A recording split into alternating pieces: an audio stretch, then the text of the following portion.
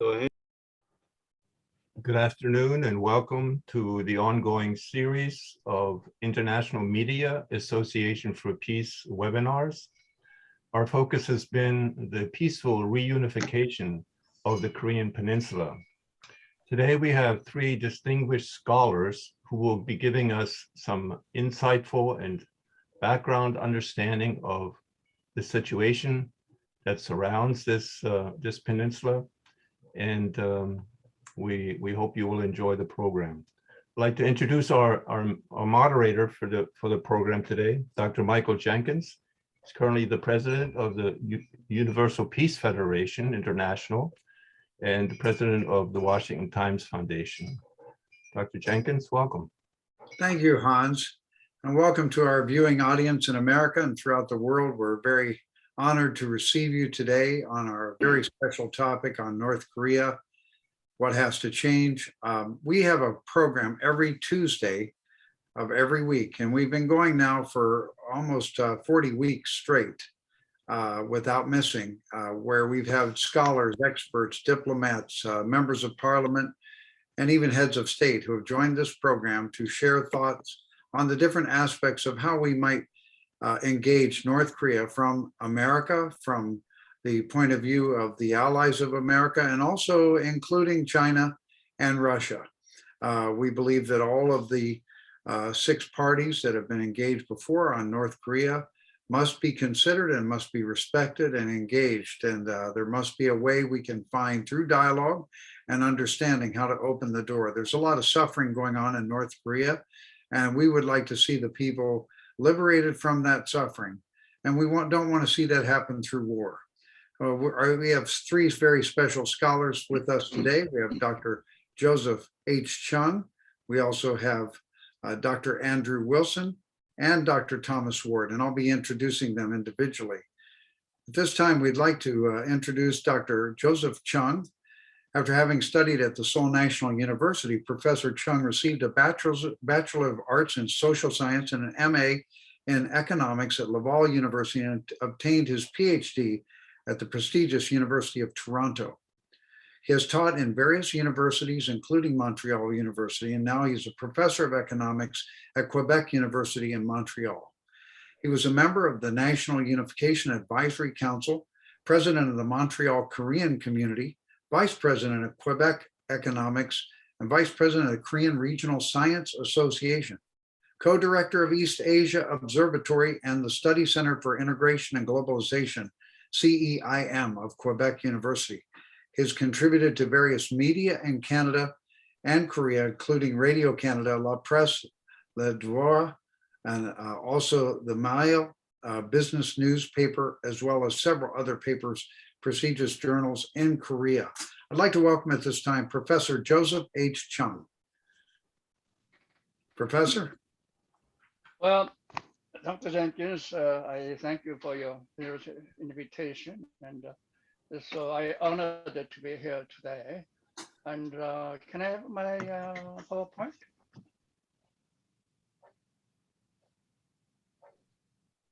Where's the? It's coming. It's coming. Okay. Yeah, go ahead. Please share your PowerPoint. Well, I will start.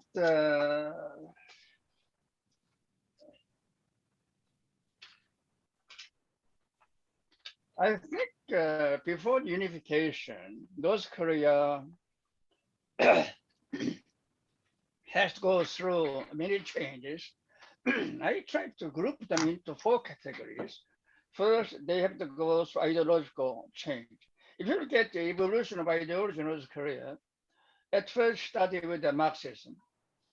Then Dr. Chung, excuse me a moment. Did you want to show your PowerPoint? Wait a minute. Wait. You have to share. All right. I think you have it up, but You're you lazy. You're lazy. need to press the share button. There we go. And, There you go. Wait a minute. All right, good.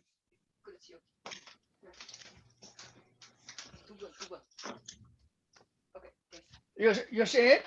Yes. Yeah, Okay. Very okay, good. Now, here you Thank go.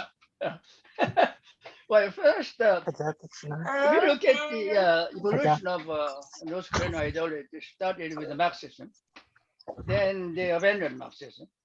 In fact, wait a minute. You hear me? Yes. Yes, we hear you well. And I'd like to ask everyone else except the panelists to mute. Please mute if you're not a panelist. Thank you. Pardon? Wait. Okay. Go out.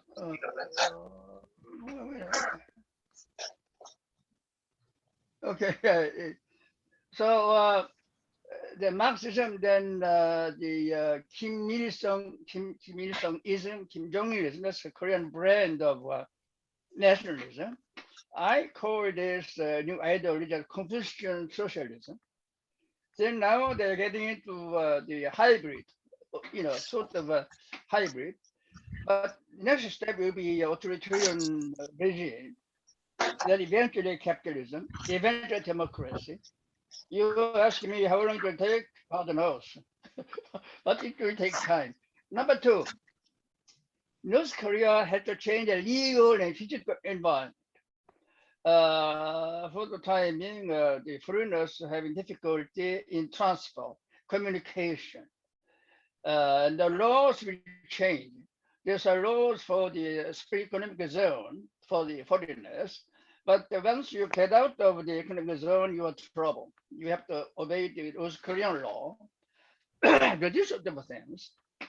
So we need to have the proper tax system, technology transfer, remittance problems, and in particular, business dispute. It's not developed in North Korea yet. The third, political change. I think eventually they have to separation of power, and they have to have a multi-party system. They have two parties in North Korea now, but just on paper, just one party. So we have to have a multi-party systems and labor unions, NGOs, and education system. This sort of the change they have to go through. Finally, change of inter-Korea international relations, which are conducive to unification of the Koreas. We have to go through custom union eventually, the common market, like Europe did. Then integration, labor integration, labor market for the whole of the peninsula. Then monetary integration, finally political integration. The political integration that was suggested by Kim Il-sung in 1980, but called the Korea, Confederation regime, and I will come to that during the discussion. However, these changes are important, but we have to have one condition to be satisfied. That is the mutual, deep-rooted suspect and distrust between North Korea and the alliance of United States, Japan, South Korea, and the US. So this, I've been watching this for years, for decades, but this mistrust. That's something which prevent normal dialogue between the US and these countries. Okay. Why North Koreans don't trust US? There are many reasons. One is the American military government, 1945-48, ruled Korea with the help of Koreans who were collaborators with the Japanese colonial government. That's very delicate. And those collaborators were never punished by the Koreans.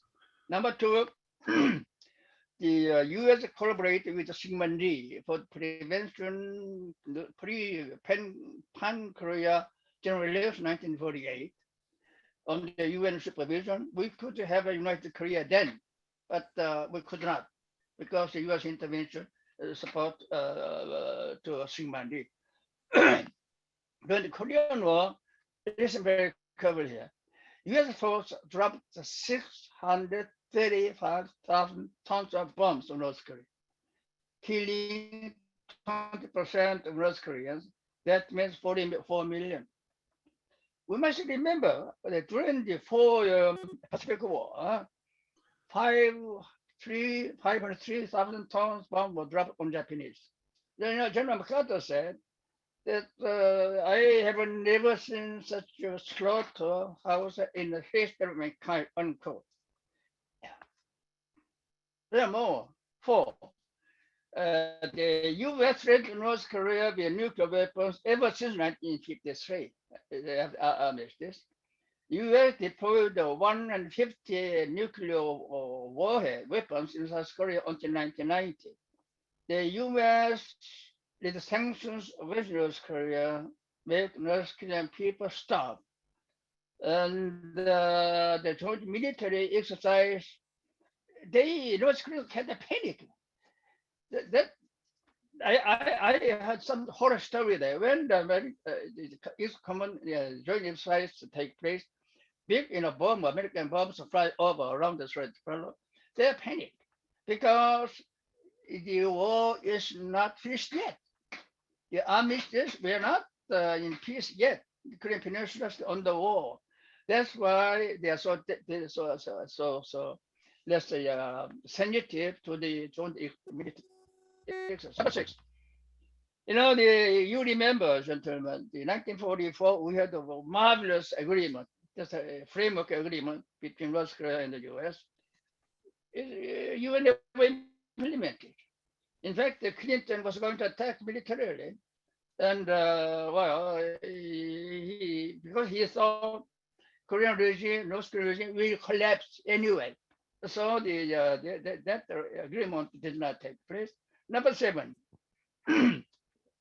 North Korea proposed the peace between U.S. and North Korea, September 19, 2005, the joint agreement.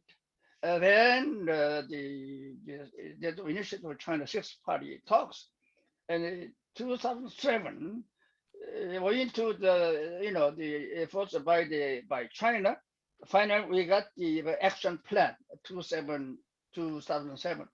It's not implemented.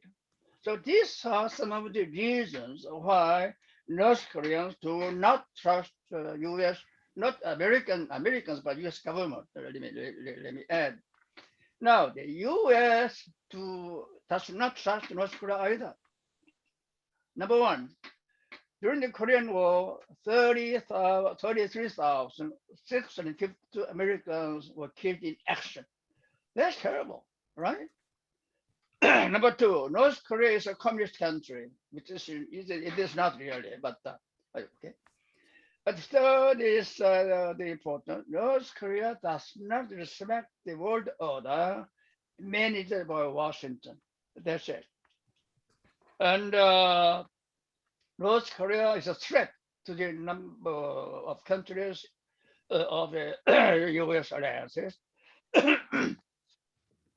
Another thing which really insulted America, North Korea has insulted the U.S. by capturing U.S. as Pueblo in 1968 and shooting down American spy plane in 1969. All this, the American people, they just don't trust. Even Washington, the diplomat tried to do something, but there's a deep-rooted distrust among the American people. It's making it very difficult. Okay. Now, to get rid of this mutual trust, we have put a stop on North Korea demonization. Okay, the scenario of demonization was like that. First, North Korea is a threat. South Korea, Japan, US, right? That's number 1. Therefore, North Korea should not be trusted. Number 2. Number 3, North Korea therefore should be punished. Finally, that's why the peace dialogue is impossible with North Korea. That is essential part of the North Korea demonization. But here, the most important start point of this hate or distrust is a threat. Okay, but before I come to that, who has decided with the democratization? It's not the Americans really, the South Koreans, the conservatives. Because for North Koreans, for South Korean conservatives, it's the enemy. North Korean, they were descendant of the patriots who fought against Japan. The conservative in South Korea is a descendant of pro-Japan civil servant on the colonial government of Japan. That's why the chemistry between South Korean conservative, North Koreans, very bad, very bad. So the demonization of North Korea, I think, they started by South Koreans and not the US. Then it's going a little further. So the point is North Korea a threat? That's the last PowerPoint play. Look, if you look at the GNP, the combined GNP of the US, Japan, South Korea is 24 trillion, 24,000 billion. The North Korean US, the GNP, 43 billion. Can you imagine that? How can a country with 43 billion can threat these three major military powers? You tell me. National defense budget, combined budget of US, Japan, South Korea is almost 800 billion, more now this year then. But Korea, officially, they can have more. Defense budget of North Korea is only 4 billion. 4 billion against 800 billion for national defense. Can one even country like North Korea be a real physical threat to this powerful military powers? It is true that North Korea has nuclear warhead. They never tried to start to attack anybody. That's only defense purpose. North Koreans are not stupid. When they tried to attack South Korea is much more powerful than North Korea now. There's no comparison between South Korean army, the second power in North Korea. So the nuclear the weapons is not for the attack anybody. That's for defense.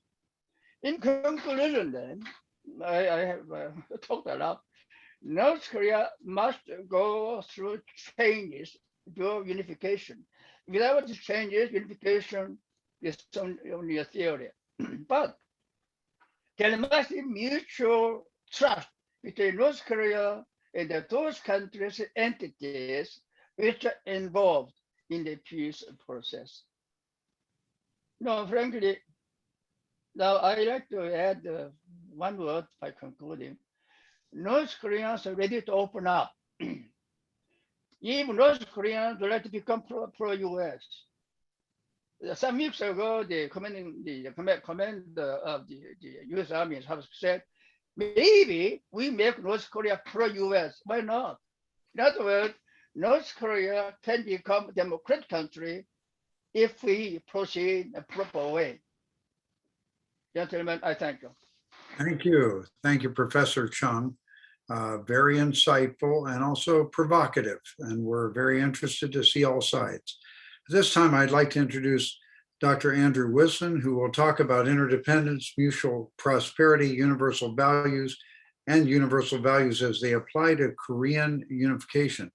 Dr. Wisland is a professor of scriptural studies at the Unification Theological Seminary, where he's been teaching for over 30 years. He has written more than 15 books, including World Scriptures and the Teachings of Sun Myung Moon, World Scripture and Anthology of Sacred Texts, which is widely used in the interfaith field, and Cultivating Heart and Character, Educating for Life's Most Essential Goals, on moral education in the public schools. He's also the editor of the Journal for Unification Studies, which has been published on articles on unificationism for many years. He's published the digest of Middle Eastern studies and on a special blog on world policy concerning relations between Israel and Palestine. He received his bachelor's degree from Harvard College And then he there minored or majored in biochemistry. And then he got his master's at Harvard Divinity School and then went on to get a PhD from Harvard's Department of Near Eastern Languages and Civilization. He's married with his wife, Lova, in 1982, I'm sorry, and 4 children. Welcome, Dr. Andrew Wilson. Thank you. Thank you, Dr. Jenkins. I want to follow up on something Dr. Chung said when he said that what the precondition that is needed is trust between the two sides.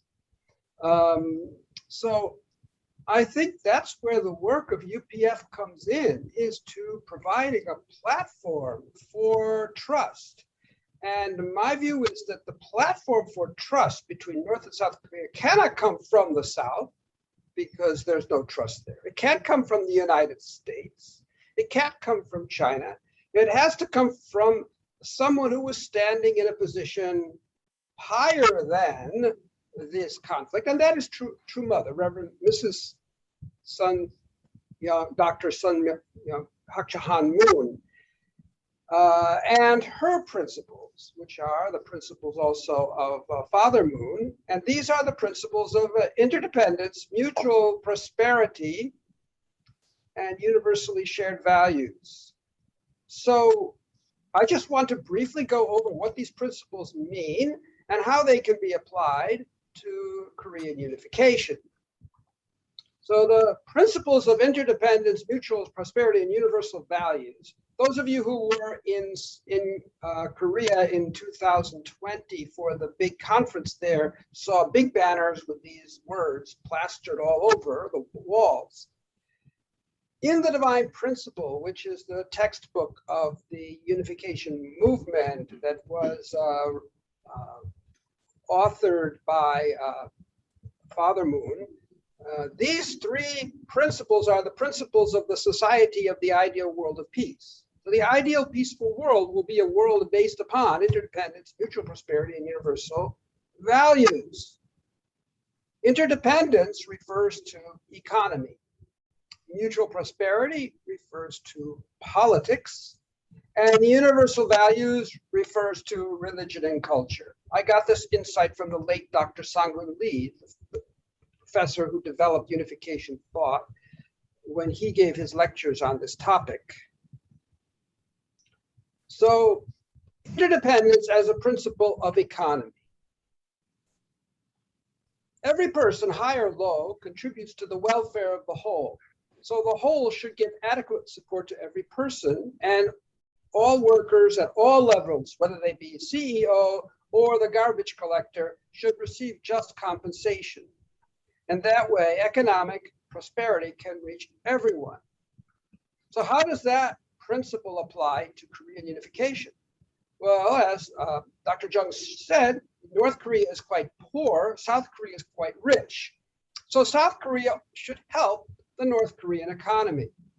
We need to encourage joint economic ventures between North and South Korea, with the profits dedicated to support the prosperity of Korea, not just for private gain. Reverend Moon, when he was alive, he practiced this in his business ventures in the North, starting an auto company, a resort, a hotel, all dedicated to supporting the prosperity of North Korea by bringing in resources from the South. And the goal then would be equalization of wealth. When there is an economy that is prospering, there can be optimism. When there can be optimism, people can put away their distrust. When people can put away their distrust and be optimistic about the future, then they can turn the page on the past and move into a better future together. That is what is meant by applying the principle of interdependence. The principle of interdependence also means that North Korea needs to sever its economic dependence on China. Dependence is not interdependence. China, as a local hegemon, would like to make North Korea into a tributary state, as it was in ancient times, again, to the imperial emperor of China. This is not interdependence. North Korea should not be dependent on anyone. The way for North Korea to have a bright economic future is to integrate with the South. They have a lot to offer each other. Minerals, agriculture, trade, technology. In so many ways, the North and South as an integrated economy can be a truly interdependent economy and independent from China. So one pillar of North Korean and South Korean unification needs to be interdependence.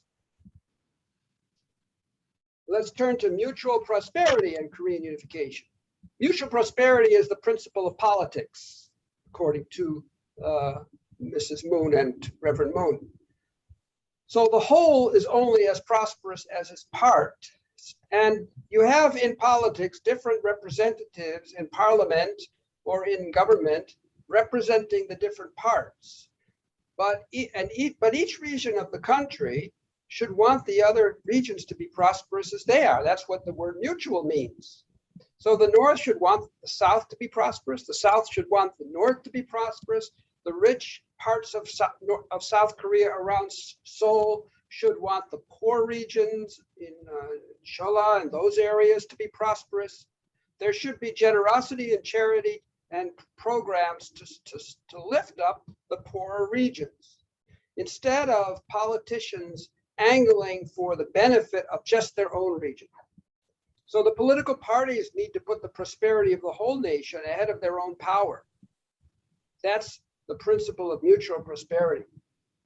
So South Korea should support the welfare of North Korea, and in return, North Korea should guarantee peace and security of South Korea by putting down its nuclear weapons. If this happens unconditionally, respecting the democratic institutions of South Korea and the South Koreans respecting the political institutions of North Korea, then there can be true mutual prosperity, and we can work towards a unified political and military structure. But it has to begin based on the principle of my seeking your benefit and you seeking my benefit, everything mutual, not for myself, but for each other.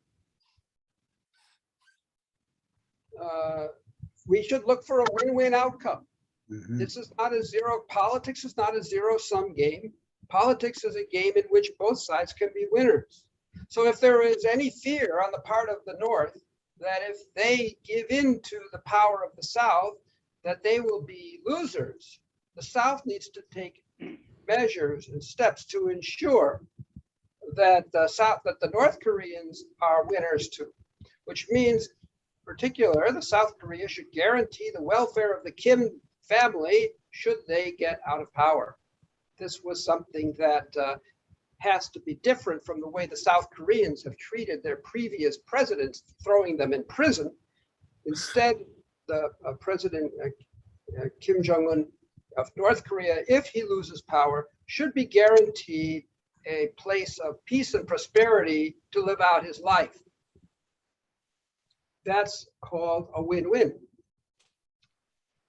In fact, when Reverend Moon was alive, he was planning a place in Uruguay as a peace palace where he planned that perhaps the Kim family would move after reunification if it happened in a way that did not suit them. But it would be even better if the Kim family participated together with the South Korean government in a mutually beneficial political arrangement in which nobody was the loser. Let's look to universal values. There's a whole list of universal values. I couldn't put them all on one slide, so I start out with a few of them. Humankind is one great family. That's a universal value. That's something that Reverend Moon and Mrs. Moon have been championing. One family under God. Well, let's not talk about God right now because North Korea is a atheistic country officially.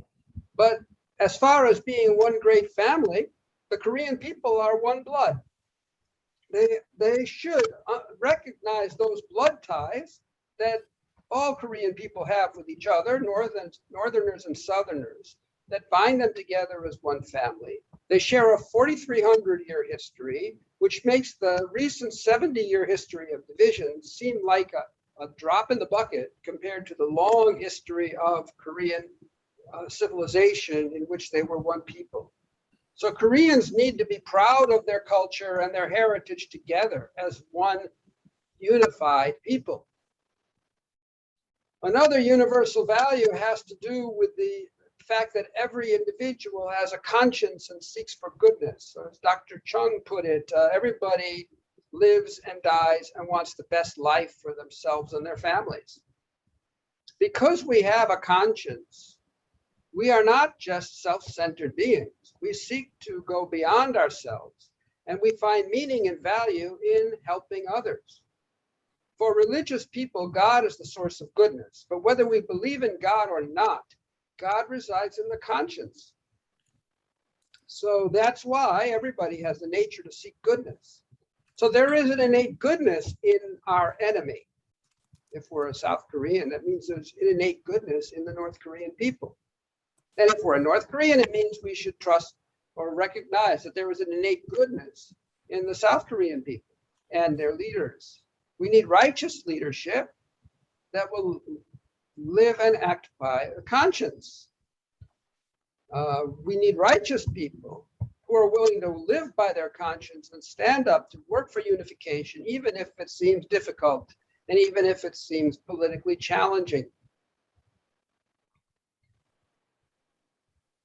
Another universal value is family. Family is a universal value. Reverend and Mrs. Moon call family the place of love and the school of character. And one important characteristic of family is mothers. Women's value and women's views are respected in the family. So Reverend Moon has called for society to give greater value and greater role to women.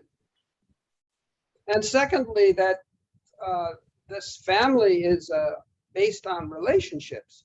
We are not talking about some theoretical family. We are talking about families where people can really get together and share and practice love with one another. So this is especially pressing on the Korean situation where families have been divided for 70 years. And we really need to take substantial steps for family reunification as an important step for North-South unification. Now, in the past, there have been short visits where families have been able to get together for a few hours. But I'm talking about permanent reunifications, where people from the North can go down and live with their relatives in the South and vice versa. That's, as long as families are divided, I have a hard time seeing how Korean unification can move very rapidly. Also, women's role for building peace is very important. There are many things that women can do based upon their heart as mothers who care about their children to go beyond some of the political roadblocks that men tend to erect against one another. And as I said, there needs to be increased opportunities for people-to-people interactions to build relationships between counterparts on both sides. That means trade, that means doing business together, that means tearing down barriers to allow the free movement of peoples and goods between North and South. Another universal value has to do with how we reconcile communism and democracy. Universal values include both the elements of individual purpose and whole purpose. So we need individual freedom for growth and personal development. And we also need to become citizens who feel responsible to contribute to the greater whole. Perhaps many people see democracy as too far on the side of individual freedom and communism as too far on the side of everybody bowing to the whole purpose. We need a balance between the two.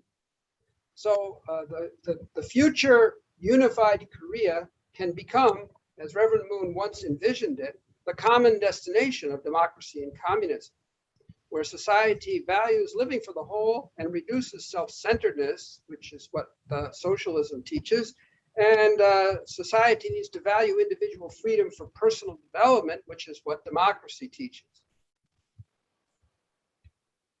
Okay, so that brings me very quickly to the end of this short presentation.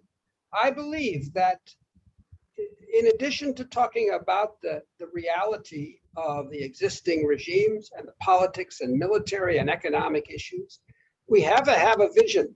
We have to have an overarching vision for what is the meaning of unification, and what are the values that are going to get us to unification. And I believe that Mother Moon has given us, with the motto interdependence, mutual prosperity, and universal values, has given us the motto that can give us principles for unification to become a reality. Thank you very much. Thank you, Dr. Wilson. Excellent presentation. We're very, very interested to pursue this even further. At this time, I would like to introduce Dr. Thomas J. Ward on the topic of agenda setting, the media, and Korean reunification. Dr. Ward currently serves as the president of the Unification Theological Seminary and professor of Peace and Development Studies. Prior to his current role, he served for 18 years as the dean of the University of Bridgeport's College of Public and International Affairs, where he taught graduate courses on culture and development, peace and conflict studies. He also taught on political and economic integration. He's a Pittsburgh native. Dr. Ward has lived and worked in the United States, Europe, Latin America, and East Asia. And he lectures in English, French, and Spanish, and has a working knowledge of several other European Asian languages. In 2008, he was appointed to serve as a member of the Connecticut Department of Higher Education's Policy Advisory Council on International Education, and served in that role until 2011. Dr. Ward's writings and research have been published in the Washington Times, World and I Magazine, the International Journal of World Peace, East Asia Quarterly, Asia Pacific Journal, Japan Focus, and the Journal of Unification Studies, Unification Thought Institute, and the Paragon House and International Relations. He has been a Fulbright Scholar, a Taiwan Foreign Ministry Research Fellow, and a guest lecturer at the Academy of Social Science in Beijing, and at Academia Sinica. I did that last time. I got stuck there last time. Academia Sinica's Institute of Modern History in Taipei. Dr. Ward has authored or edited more than 10 books, including March to Moscow, The Role of the Reverend Sun Myung Moon in the Collapse of Communism. Welcome at this time, Dr. Thomas Ward. Thank you very much, Dr. Jenkins, for your kind introduction. I appreciate that very much. And I'd like to thank also Dr. Chung and also Dr. Wilson for their very insightful, useful, and I think very applicable insights into how we approach the issue of Korean reunification. I think each of us are looking at the question of the pacification of the peninsula at different points in the time sequence, if you will, and also looking at it from the perspective of different dimensions and different modalities that will contribute to that process. I'm going to focus somewhat more on the issue of the media, and then also outline some of the issues which I think are important for us to take into account when we speak about the reunification of the Koreas, and we also consider some of the underlying challenges that are there.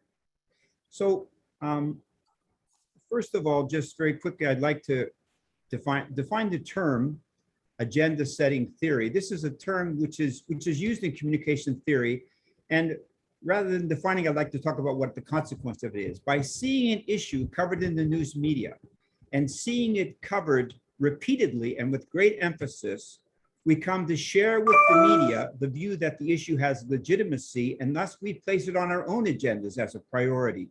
So this applies to the media, but it also applies to other institutions as well when we talk about this particular term and concept. And I'd like to relate that specifically to the agenda setting and the battle of narratives in terms of Japan-Korea relations post-World War II, 76 years later. Japan maintains that whatever happened during the colonization of Korea, that all of those grievances were settled through the 1965 Japan-Korea Agreement on the settlement of problems concerning property and claims. That's the position of the Japanese. And the position of Korea, however, is that war crimes were committed against Korea by Japan, and those crimes were not addressed through the 1965 agreement. And they maintain that the highest level of Japan's leadership must unequivocally apologize and assume legal responsibility for those crimes and maintain that that has not happened. If we compare this situation to the relations that exist between France and Germany following World War II, we'll see that there are some important differences. We had the Nuremberg trials in late 1945 through 1946. And following those trials, if we look specifically at the case of France, we had something that was referred to as the legal purge or the épuration légale, followed also by the épuration sauvage, the savage purge of all French collaborators. Up to 80,000 people were killed because of having collaborated with the Nazis. And not just people that played major roles in the government or who had somehow been involved with the camps and things like that, but even what we could refer to as petty collaborators. More than 20,000 women, for example, had their heads shaved because they had been the mistress to a German soldier, for example. And it turned out later, the ugly truth was, look at the men in these pictures. Many of the men that were responsible for this, they were actually collaborators themselves. And at some point, people started to get sick of this and they stopped accusing each other of collaboration. And that, I think, was an important bridge also to begin to establish ties with the past enemy. Also, as Dr. Chung pointed out, a very, very important point. Post-World War II, the government of France was led by Charles de Gaulle and by members of the French resistance to Hitler, rather than by collaborators, different than what happened in Japan.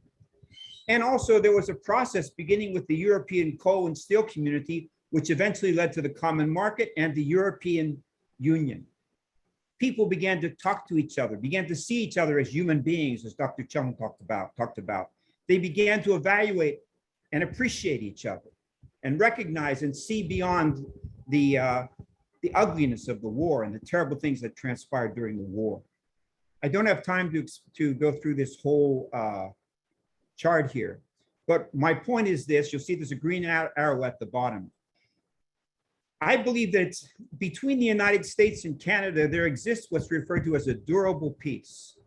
What that means is we don't always agree on everything, but the reality is we can talk about anything.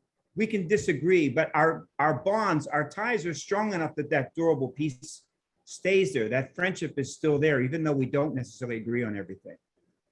In many ways, phenomenally, in 3/4 of a century, France and Germany have gone from war to a durable peace. And I think that's a very important example if we compare it to the Japan-Korea circumstance. We've already noted, for example, that Koreans still, they demand that Japan assume greater accountability for the war crimes that were committed, they allege, against Koreans. But at the same time, there is an act that was done by Koreans which has caused a lot of disturbance and concerns, because Japan has reservations about those apologies. But furthermore, in 2006, there was a pardon of the majority of Korean collaborators with Japan who were convicted of war crimes. That occurred on the 13th of November 2006 during the presidency of Roh Moo-hyun. And 83 of the 146 Koreans who had been convicted by international tribunals of war crimes were pardoned by the Korean government and by this tribunal, and said that they should not be held responsible. Now, one of the critics of that particular decision is a gentleman who has spoken at some of our UPF programs, and that is Michael Breen. He makes the observation, people who commit crimes against humanity are not innocent by virtue of being Korean, any more than Japanese who brutalize Koreans are innocent by virtue of being Japanese. So this is an unsettled issue, and it's a complexity which underlies the dynamic of Korea-Japan, if you will. Furthermore, because of this, if we look at the relationship between Korea and Japan, it's not a durable peace. Obviously, it's not a durable peace. It's at best a stable peace. And a stable peace means that we can have trade together, we can discuss maybe some defense concerns together, but we know that there are certain things we sure as heck better not talk about, because as soon as we talk about those things, we're going to go from a stable peace back to an unstable peace, possibly to a crisis.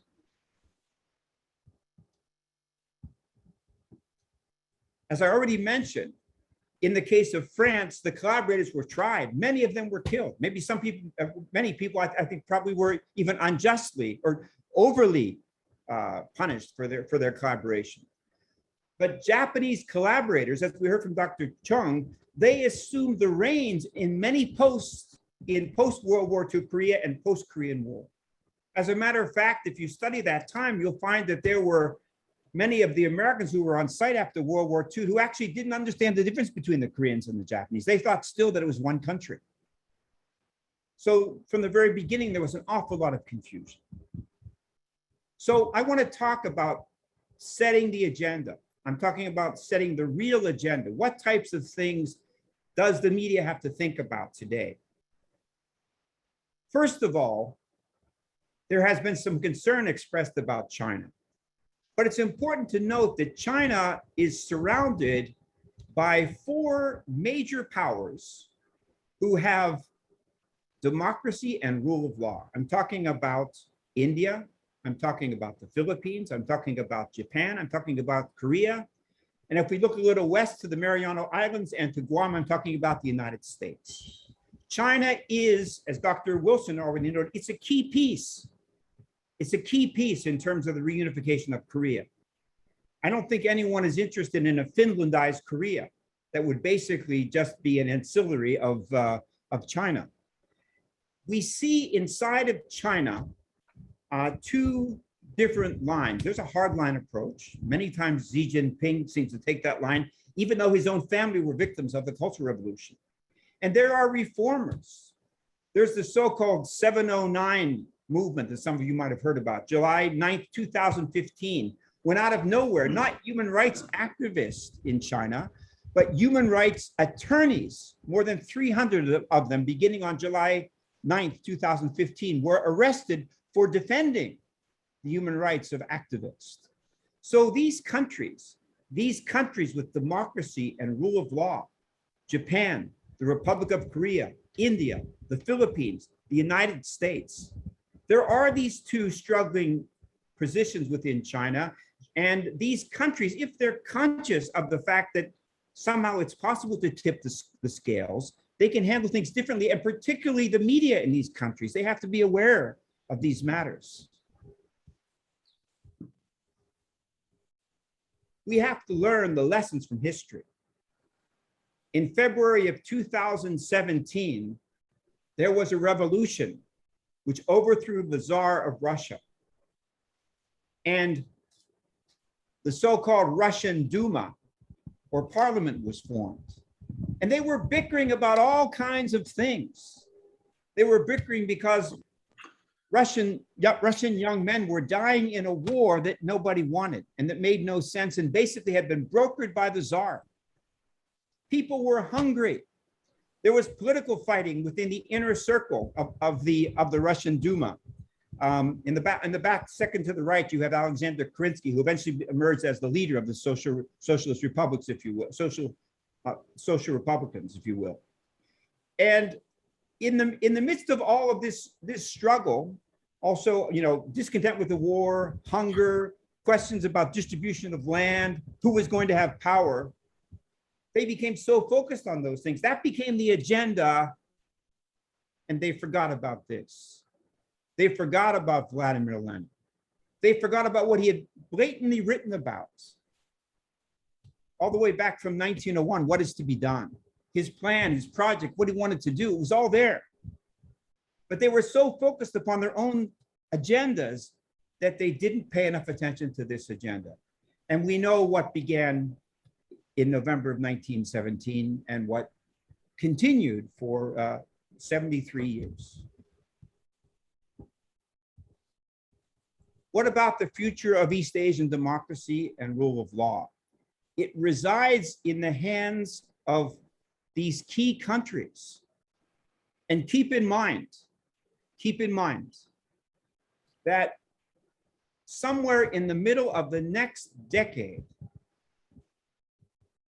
Chinese military spending, because of the growth of their economy, will exceed military spending of the United States. And once it starts, it does not stop. And if China hasn't been able to somehow recalibrate and embrace at least rule of law rather than rule of the party, then we have a huge challenge to all of the countries in that region, and certainly first and foremost, the Koreas. So now, in terms of agenda setting, Japan, Korea, the United States, India, Philippines, their relations, their recognition of this matter, that we want to try to move China towards more rule of law and point to the benefits of that. That's crucial. And the most important piece, in my opinion, of this entire puzzle is improved Japan-Korea relations. That, I think, trumps everything else. We need to see that happen.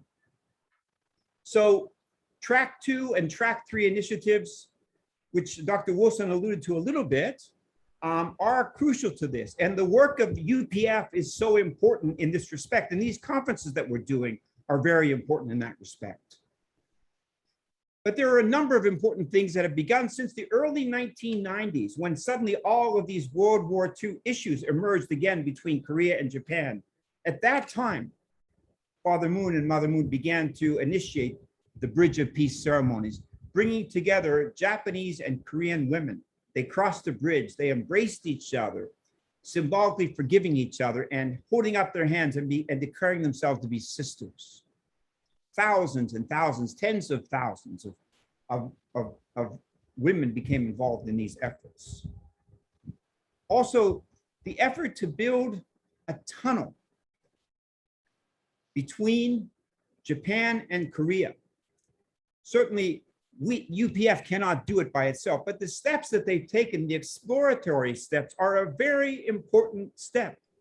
When Korea and Japan are connected, even geographically, logistically, through a bridge and tunnel, then based upon that, then it will be much easier for these two countries to exchange ideas, thoughts, and share with each other. The remarkable thing is that Korea and Japan have had some remarkable times in their period, in their histories, when they were very close. And then there have been these other times which have been extremely challenging. But this would be a way to return to something which I think is very, very advantageous. And finally, another point, which is a very, very important point, is that within UPF and its affiliate organizations, there are thousands and thousands of Japanese Korean couples, Japanese and Korean couples who married together, encouraged by Reverend Moon. Talk about healing this. Now, the amazing thing is the children of these couples are both Japanese and Koreans. What a wonderful role, hopefully they can be able to play also to articulate this next important step, I think, in terms of moving towards reunification. So I thank you very much. I wanted to cover these points, and I think that these are important points that I hope the media can begin to add to their agenda. Thank you. Thank you, Dr. Ward. I'm very encouraged by this discussion. We're going a few steps deeper to understand. We have some questions from our audience. Dr. Franco Famularo, who's our UPF president in Canada, asks, he appreciates the explanation by Dr. Chung on the imbalanced circumstances between North Korea and the US, Japan, and South Korea. However, little in your presentation talks about the role of China and its influence on North Korea. How do you see the role of China in bringing about a solution and reunification? Dr. Chung? Well, my answer unclear. China change all the time, depending upon the American policy toward Asia. Basically, China doesn't want unification because if Koreans are united, it will be challenging to China. That's one thing. Number two, it would like to keep on status quo because if anything happens in North Korea, then we have a problem with refugee and the very heavy burden on the Chinese economy. Okay, US has been using China to do something. That's ridiculous. Problems of North Korea is not the Chinese problem, American problem. US could have solved if they wanted. The China, well, as you know, to be a part of a selected committee of international scene, China do something. So she did the six-party talks. It did very well. But the US did not accept it. Therefore, Chinese role for North Korea is sometimes up and down and uncertain. So not very useful, I think. And North Korea, they don't want China. If China become powerful, Korea will be challenged. Therefore, in essence, North Korea relies on China because of sanctions. If there were no sanctions, North Korea could have opened the door early. Therefore, when talk about the importance of China in North Korean affairs, come on, it doesn't make any sense Okay, at all. thank you, Dr. Chung. Very good, we understand.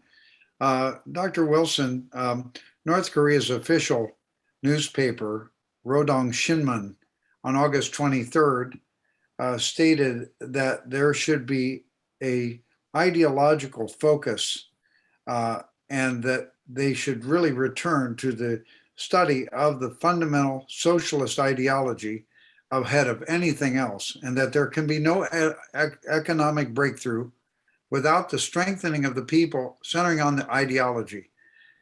And therefore, we should not pay attention to foreign influences or ideologies of the enemies. What do you say to this in terms of mutual prosperity and shared values? How do we get to a place where the ideology, which still is the Juche ideology, is very central to the leadership's understanding and worldview? How do we move forward on that front? Let me make it clear. We cannot bring about the reunification of North and South Korea if we stand on the platform only of the West. And we, as UPF, will simply be branded as another Western pro-American organization. We have to stand with true parents' ideology, which is interdependence, mutual prosperity, universal values. Reverend Sun Myung Moon and Mrs. Moon visited Kim Il-sung. They went to North Korea. They shook hands. Kim Il-sung and Father Moon embraced as brothers. The whole dichotomy of East and West, or democracy and communism, this is all old. And yes, there is a tendency on the part of the North Koreans to go back to retrench into communism, and there's a tendency on the part of the United States to retrench into excessive, freedom at all costs and Trumpism. Yeah, I think that's great, Dr. Wilson. So I think we need to With you. take our own ground at a different place as a unifying principle. But I think you have to recognize that Reverend Moon went to North Korea and he condemned the Juche ideology in no uncertain terms. He did not find common ground with that in any way, but he did establish common ground in heart with the North Korean leader, Kim Il-sung. Dr. Ward, any comments on ideology? I agree that the Western ideologies cannot really merge with and dialogue with, and then overcome the current situation of ideological divide. A new worldview has to emerge, and I agree with Dr. Wilson that it has to be centered on this new vision that's coming forth through UPF. So what's your thoughts on that, Dr. Ward?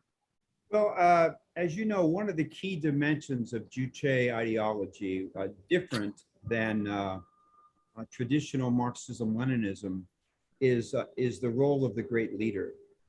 And the great leader is somehow seen as different than, the typical revolutionary vanguard leader, in the sense that he is credited with two things. The one thing that he's credited with is being able really to listen to the people and understand their circumstances.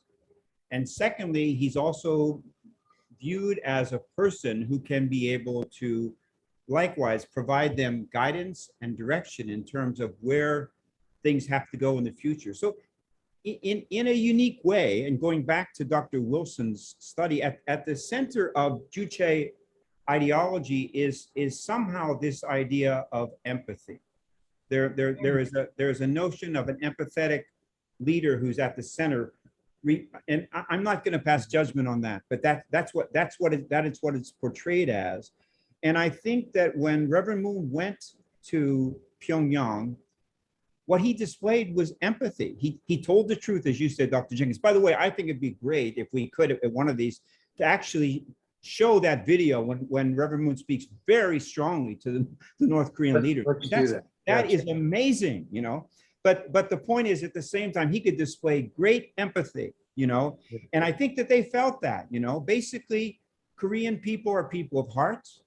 And that doesn't change. They have deep hearts. They have deep sensitivity, and I do think that somehow that dimension, that piece is what has to be the prevailing force, if you will, in terms of affecting change. So I think we have to study very carefully what Reverend Moon did when he went to North Korea. He set a very powerful example. Just keep in mind, and his whole life he kept. After that, he kept ties with North Korea. When Kim Il-sung died, he sent his representative there. On the 10th anniversary of his meeting, he sent his representative there. When Kim Jong-il passed, he sent his representative there. So many things happened, and finally, he was designated by Pyongyang as a hero of national reunification at the time of his passing. He set a very high standard, and I think that's something that you can't do if you're just posturing and calculating in a diplomatic manner. So there's a big lesson that we can all learn. Thank you, Dr. Ward. Very insightful. Dr. Chung, do you see any serious impact of Afghanistan and the appearance of the US being weak as changing the dynamic with North Korea and China towards the West? I think Russia failed, US failed. It's not the turn of China. China will succeed. I think there will be peace between Afghanistan and China because they need each other. China needs Afghanistan for Silk Road, via initiative. And Afghanistan needs money, Chinese money. Therefore, they might coexist. Now, how that will affect North Korean affairs? Well, then China will be stronger in terms of alliance, and the North Korea will form more threat from China. So that means perhaps that will make North Korea probably pro-US. It is a beginning already. So I don't know. I just intrigued by this little things. Afghanistan could play some role in dynamics of international affairs in East Asia, particularly in North Korea. So let's. Can I say one more about the values? Western values, Christian value. That's from Old Testament, New Testament. Now, Chinese Oriental value from three things: Taoism, Confucianism, and Buddhism. They are not compatible, but they can coexist. Now, North Korea is not communist. Let me say that. Christianism is a love of neighbors. God manage whole world, everything on the earth. Therefore, including the communist. If I think what the Christians should do, open door, accept as it is, and try to change it, not antagonize it. So therefore, in terms of value system, I'm convinced there are some differences, but they could coexist. Therefore, for instance, Chinese Korean philosophy, way of thinking, they are not the dogma. They don't want to evangelize the whole world, but the Thank you. Christianism can do that. Excellent, so- Dr. Chung. We have a question now from Tom McDivitt, chairman of the Washington Times. The question to Dr. Wilson and Dr. Ward: what are the implication of God, no God question that was a major point shaped by Reverend Moon to Kim Il-sung, and with Dr. Hak-Chan Moon in her current speeches, proclaiming that without attending God, without honoring God, there can be no peace? Dr. Wilson? Well, you know, I've been really struck by how before the Second World War, North Korea was such a hotbed of Christian evangelism. There were so many American missionaries in Pyongyang. That's why Pyongyang was called the Jerusalem of the East. And there was such a fantastic Christian foundation. And of course, the Japanese and the communists both acted to wipe it out. So I think there's a tremendous reservoir of hope in a revitalized Christianity in North Korea. And I would love to see the North Koreans open their arms to accept Christians. But somehow there needs to be some kind of rapprochement between Christianity and the Juche ideology, ideological rapprochement. That's why I suggested when I spoke about universal values that we could talk about the conscience, because the conscience is more universal than religion is. And ultimately, God works through the conscience to move people towards goodness. So I believe that Mother Moon's approach goes beyond Christianity because it doesn't set up this line about God or no God, which I think is maybe a difficult one. And instead, we can move to something bigger than God, actually, which is conscience, which is something that even people in the communist world can receive. So that's where I stand on this. Thank you, Dr. Wilson. Dr. Ward, same question. God or no God? And it was a major point shared by Reverend Moon with Kim Il-sung and Dr. Hak-Chan Moon, same thing. She doesn't hold back of telling any leadership in the world that without God, you will not be able to achieve peace. I think related to this, I think that this is an invitation for introspection for all of us in the West, actually, because the reality is that over the past 3 or 4 decades, we have largely lost an awful lot of the reliance upon the role that faith and a Christian worldview can play in one's approach to life. And I think that going to Pyongyang with a purely secular, self-interest, nationalistic perspective as Westerners, we will get nowhere in reality. We will get nowhere.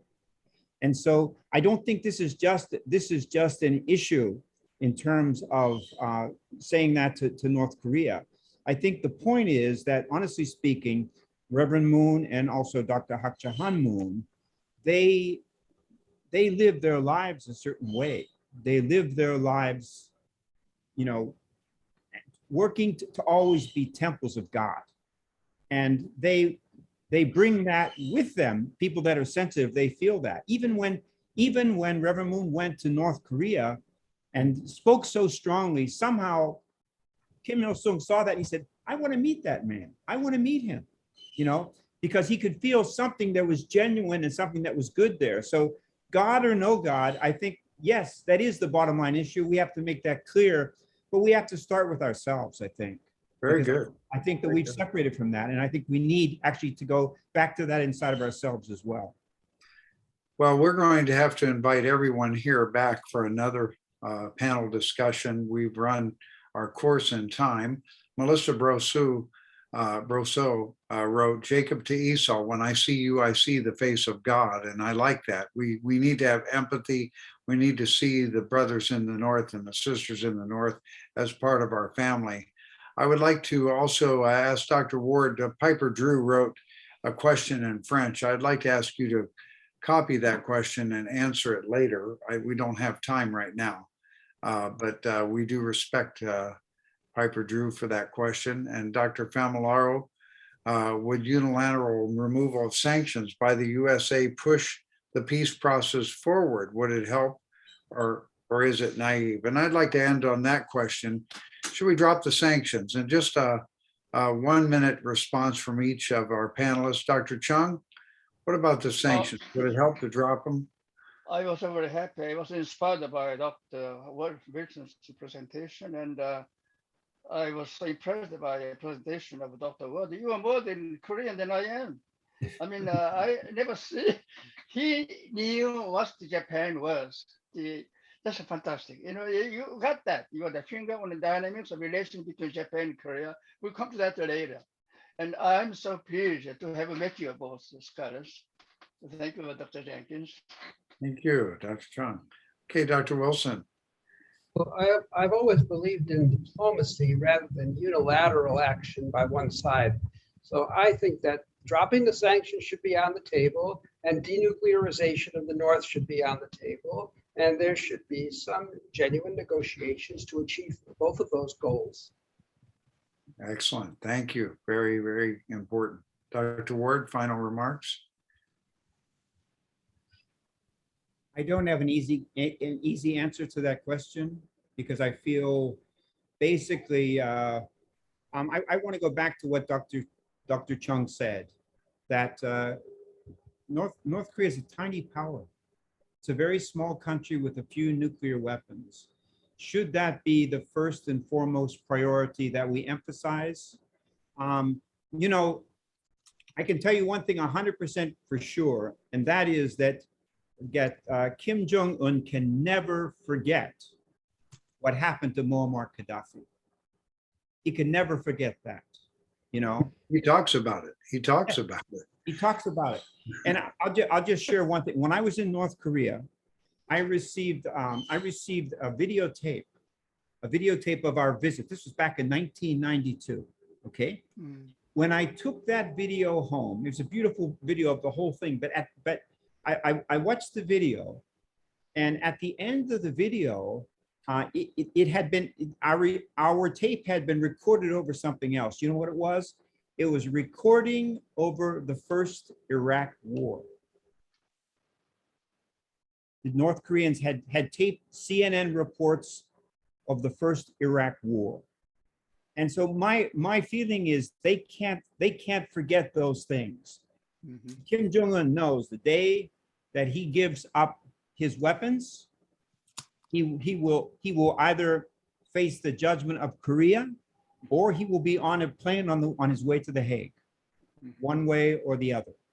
So I mean, I really feel we need to kind of approach this on a broader level. That's agenda. That's what I mean by agenda setting. If agenda setting is we're just going to focus on this, I think that we may need to repose the question in a different way, if you will. And I'm not prepared to say how that question should be posed, but I do think that the question as it is right now, it's not so easily answered, in my opinion, or at least I can't answer it. Very good. Okay, thank you.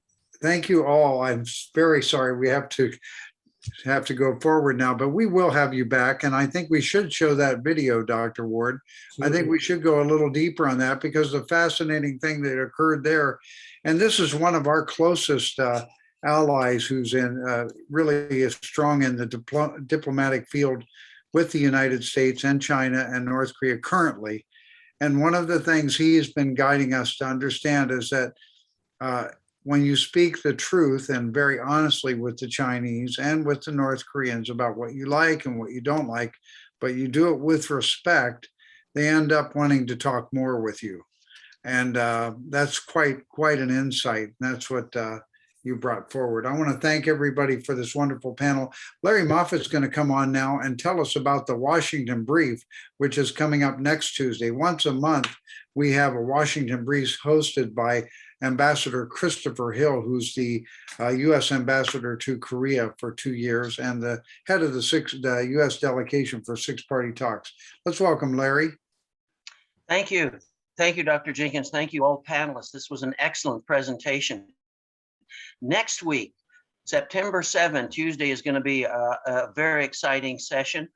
We have our regular panelists, Ambassador Christopher Hill, Ambassador Joseph Tetrani, and Professor Mansaroff. They will be joined by our special guest panelist, Ambassador Robert King, who served as the special envoy for North Korean human rights issues in the State Department for 8 years, from 2009 to 2017. And he is currently under consideration to be the human rights representative for North Korea under the Biden administration, because they want to send a signal that they have an experienced expert in that position.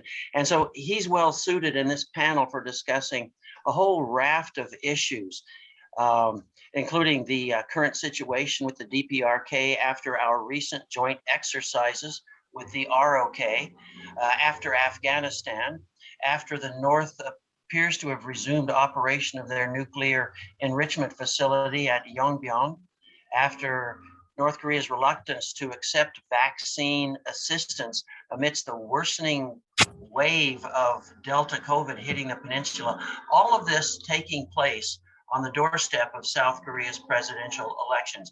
It's a geopolitical perfect storm on the Korean peninsula. And we'll look at what we need to do to get the ball rolling to jumpstart the conversation with North Korea, including a discussion of humanitarian issues and, of course, human rights. It's going to be an amazing session. Please be here Tuesday in 1 week, 2 p.m., same time, same channel. Thank you. Thank you, Larry. And thank you to all of our listening audience. Please come back to be with us every Tuesday. We thank you.